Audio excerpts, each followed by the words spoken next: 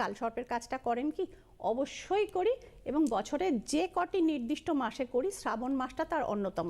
এখনও যারা কালসর্পের বাধা, যারা মনে করছেন যে আমি শ্রীময়ীকে দিয়ে কাটাবো, তারা উইদাউট এনি ফেল এর মধ্যেই যোগাযোগ করবেন, কারণ সামনের শ্রাবণের দ্বিতীয় সোমবারটাই, মানে নেক্সট যে 12 তারিখ যে সোমবারটি আছে, ওই অত্যন্ত বিশেষ দিন। কেন বিশেষ দিন? ইন এ ক্যাপসুল আমি বলে দিই। ওদিন প্রসূনদা চন্দ্র থাকছেন স্বাতী নক্ষত্রে, যদিও স্বাতী নক্ষত্রটা রাহুর নক্ষত্র, but it's an auspicious star, কারণ এই দিনই রাহুর যে মানে প্রভাবটা রয়েছে, তার ফলে কিন্তু মুক্তোর জন্ম হয়।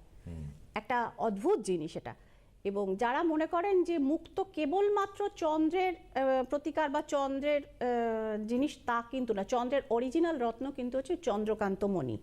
মুক্তটাও ইউজ হয়, কারণ মুক্তর মধ্যে চন্দ্রের এই শান্তি এবং বৃহস্পতির প্রীতি দুটোই